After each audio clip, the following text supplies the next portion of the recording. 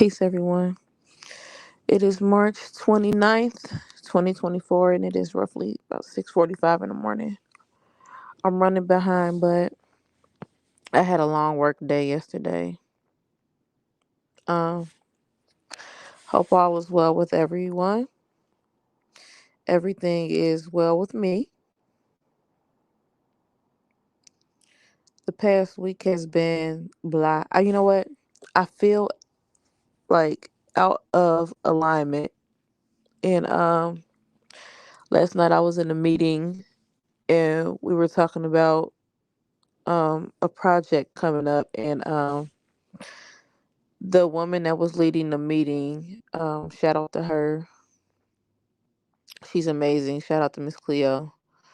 But she was talking about chakras, and it's funny that sometimes I get so caught up on my day to day, I don't think about my chakras. And when I laid down last night, I realized that they're not aligned properly. They're a bit wacky right now. So I kind of lay here this morning. It took some time to kind of realign myself, and I still feel kind of wacky, so it may take a few days. So how do I align my chakras? Because everybody's different. What I do is, in my mind, when I think about my chakras, they look like little bitty pinwheels. So when I do my deep breathing exercises, I just think about the color of the chakra, and I imagine it being a pinwheel, and I am breathing through it. Like it's almost like blowing in it to kind of get it to fan right. For me, I can always tell when my chakras aren't, are over or under stimulated by the way the pinwheel is moving. If it's moving real slow or backwards, that tells me that it's under stimulated. If it's moving too fast, that means it's overstimulated. So I always try to breathe through it to get it going at a nice speed. Um, I noticed that, and I could be transparent here. I noticed that my third eye is a little clunky. It was, it was a little off. Um, my throat chakra's fine, but I haven't had a problem shutting up.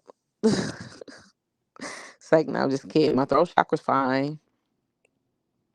Um, my heart is a little wacky. I'm gonna come back to the heart. My solar plexus was good. Um, my sacrum, my sacral chakra was a little bit under, and my root was a little bit under. So I was all off. So then I sit down and think about the reasons why my root is off. I think my root is off because I tend to worry about money and safety a lot. I'm getting better with it because it used to worry me to the point to where I couldn't sleep, and I'm able to sleep and function, but it's just a little bit worrying. So um, I think my I think my sacrum is off. You know what? I don't know why. I think my sacrum is usually off because my root is off. I don't know. What I haven't figured out yet is how the two connect and why. Of course, they're all connected, but for me, my three lower chakras, when one's off, the other two tend to be off. But this time my solar plexus seems to be fine. It's my sacral chakra that's off. So I'm gonna sit down and read and meditate on it to figure out why it's off. That is the chakra of like that's also like the chakra of like how you function in relationships and things like that. I am having some issue there. Well, I just gave you the answer. I am having some issues with the relationship that I have with my children. I'm gonna be very honest about that. We're not really getting along right now. My grown children, not my. It don't matter. I don't want to get emotional on here with my children, and also, some friendships I've had to walk away from. So I'm kind of grieving the loss of some of my friendships, um, or some people that I had to let go, and also some people who I had to mentally let go how I perceived the connection that we have. You know, a lot of my friendships, I've had them for years. So for me, I'm still practicing and mastering detachment. Um, and sometimes it can be difficult. Well, a lot of the times it can be difficult, but I'm working towards it every day. Now my heart is tricky. The heart chakra, I like to call the heart chakra the door to the upper chakras, and the heart chakra is tricky for me. And for me, the heart chakra is the one that is imbalanced the most. That is the one that I constantly have to work at balancing forgiveness, love, um, for those who have a religious background, you know, that Christ-like energy. Um, for me, that is a very difficult energy to balance. And I feel like in order for you to like stay like real balanced with all of your chakras, it's very important to really work at keeping that heart chakra balanced correctly. Good morning, Scotty. My cat just walked in. I don't know if y'all can hear him. Hi. I guess that he's telling me it's time for breakfast. Just no respect. He just kicks in my room. But are we talking back? You want to be a guest on my podcast? But that heart is a difficult one. Forgiveness, love, unconditional love. There's a lot that goes into that heart chakra. So many. I could probably do a whole episode on the heart chakra itself. My throat is okay because I have been real cautious about over speaking or not speaking up enough. I do things in moderation. And then I think my third eye just it feels overactive, and I know it's overactive for one. I've been reading a lot, um, which I'm very thankful.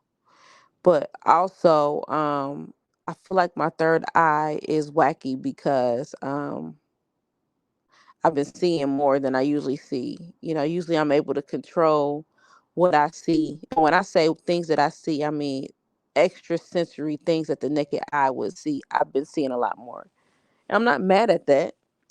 I love the fact that I feel like, you know, my gifts are increasing, but not being able to control them could be draining, which means I'm more tired because I feel like it's overworking.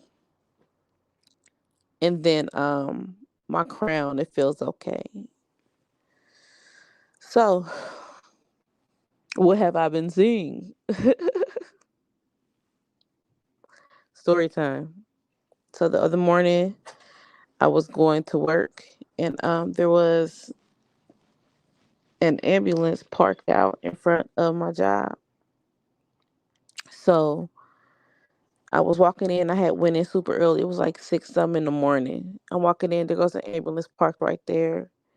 I look in the back of it, and there's a figure back there. Now I don't know where the history or the idea that entities like the Grim Reaper and stuff like that wore a cloak, but there was something in the back of the ambulance, and it had like a ghostly white, almost translucent cloak over its head. And then the where the face would be, it was just black. It was like blacker than the blackest black I've ever seen before, and it wasn't scary. I wasn't scared. It was just there on that ambulance, and a part of me knew that whoever got on that amulet um, would pass away soon. But it's things like that I've been seeing. I've also seen like things. out of the side of my eye. And when I say things out of the side of my eye, of course they say that when you see things out of the side of your eye, they're usually from other dimensions. These things I have been seeing, they're not humanoid, you know what I mean? But they're kind of like just passing through. I call them passerbys, like, and it's not uncommon for even people with the naked eye to kind of see things out the side of their eyes, and they like, well, what's that? But usually I'm able to control that, and lately it's been a bit more difficult. So I'm just seeing if I can make it make any sense. I'm just seeing things go by the side of my eye more often, and some things right in front of my face. Like the figure I saw on the amulet.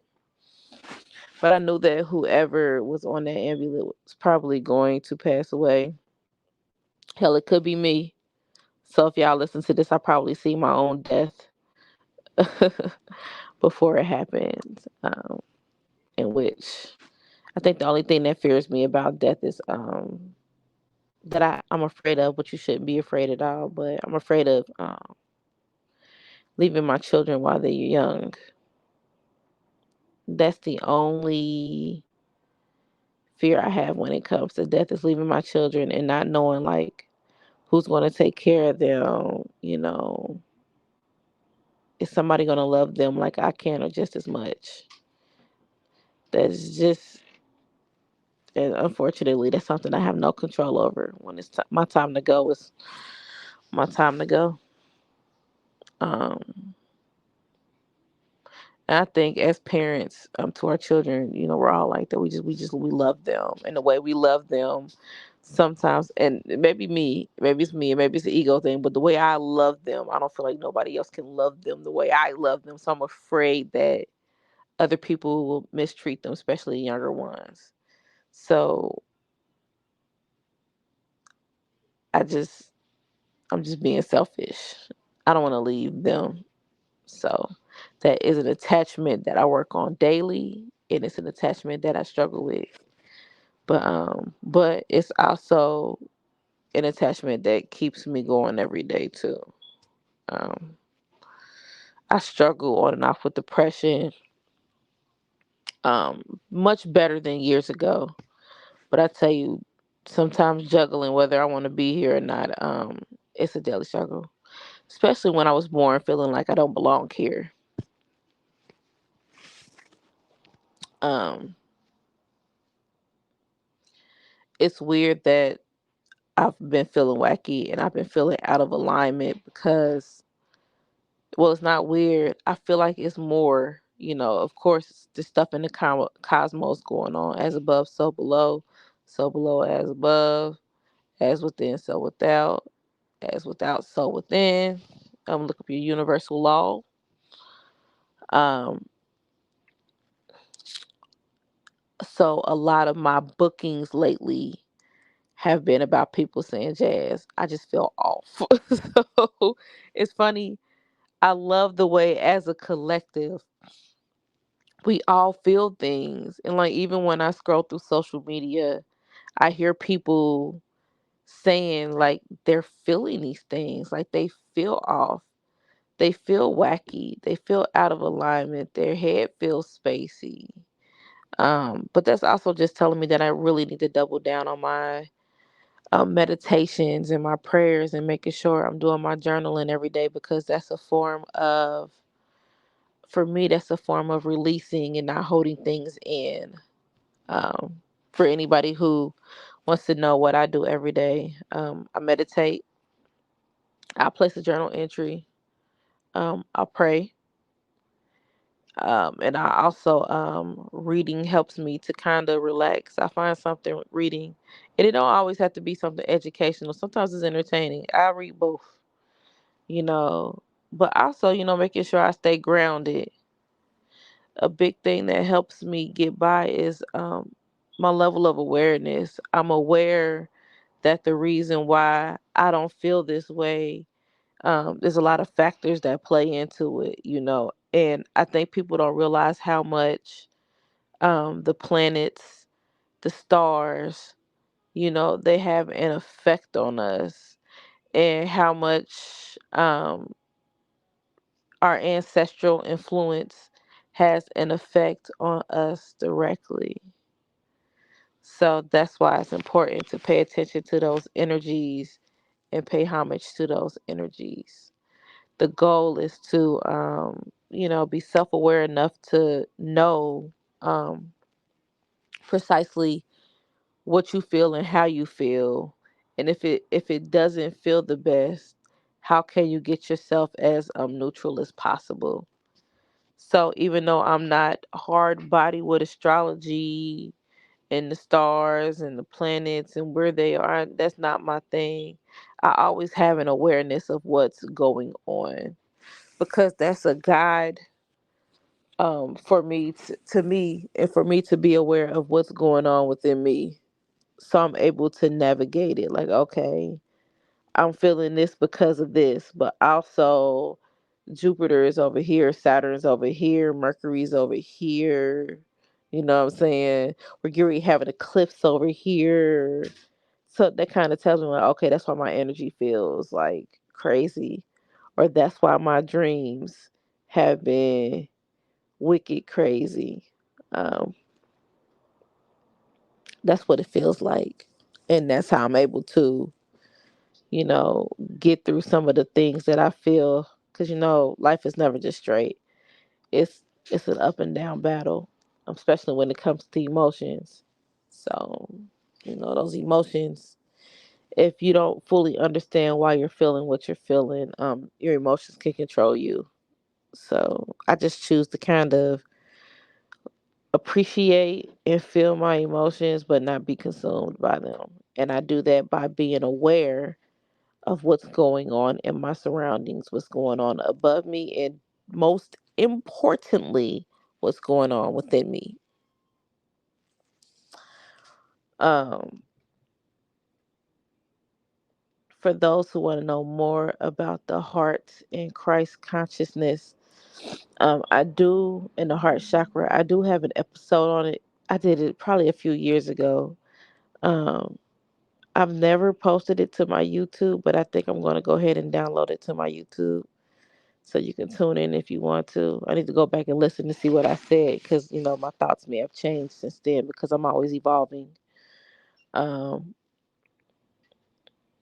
but I'll try to upload it on YouTube. If not, it should be available on either Spotify or Anchor, or you can go back and listen to it. And it's titled Christ Consciousness. That was back in the day when I gave my journal entries names. I done stepped out of that. But you can always check out that episode. With that being said, I hope you have the most beautiful day.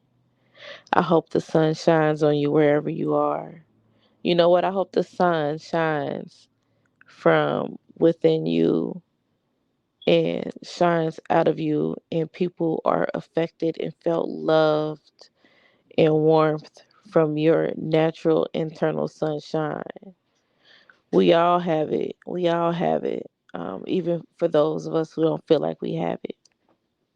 Um, Also, I want you to take a moment to give something that you are thankful for.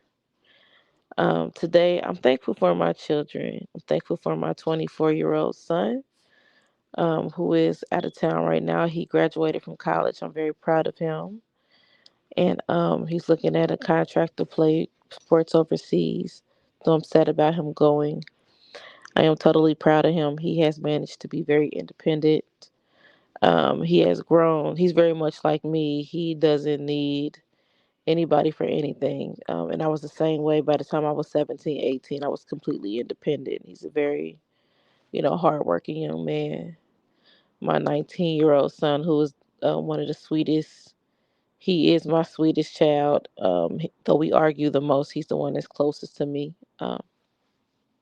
Thankful for his love that he continues to extend, even when he doesn't necessarily always feel like I'm giving him enough. You know, you have your children that require a lot of love, and that's him. He requires a lot. You might as well saturate that boy in love because he loves to be loved, and he's a Leo, of course. um, my 22-year-old daughter, and my grandchildren, my two grandchildren. I appreciate her and love her so much. Um, she is my sweet child. I don't know what I'd do without her. She's so wise. She's such a great mother. It's crazy how I gave birth to her and I learned more about parenting from her. Just watching her with her boys. My 14-year-old daughter, my overachiever, my straight A student, my track star, my Libra. Um, I love her very much. And she's my little helper. And then I got the baby, my 8-year-old. That's my She's an overachiever too. She's very much a daddy's girl. Sometimes I'll be feeling betrayed because her daddy, that's her partner. But, you know, she's a sweetie. She loves on me every day and I love on her. So today I'm taking a moment to show my gratitude towards my 5 children, my two grandkids, my cat who is my kid, Scotty beat me up Pippin, that's his name. And then uh I got some plant babies. Now look, my plants, they got hood names because we hood. I got my plant Sarante or Saran, no, it's Sarant and Aquisha. Don't Stop, Get It Jones. And then I got Ben Marquavius Jones. I got Barry Shaquisha Lynn Jones. And then my final plant is Lucretia Violet Jones. No, Lucretia Violet Ashika Shea Jones. Yes, my plants have names and I love them with all my heart. I recently, by mistake, overwatered Ben a little bit and had him in too much sun and his leaves started to wilt a little bit. So he almost drowned in my damn emotions, but I pulled him back. I talked to him. I'm gonna let him dry up a little bit. I'm gonna give him some space so he can absorb all this love I've been giving him. And it looks like he's looking better and bouncing back already. I feel bad for my only son. Trying to get him a little brother. We just haven't found him a plant that I feel like could be his little brother yet. I might just snip one of his leaves and clone him. I haven't decided yet because he's like a neon plant and his leaves are so green. They're like spring green. They're like the prettiest green and I just love it. I love Ben. So that's everyone I appreciate. Who do you what do you have to be gracious for? Where can you show gratitude at?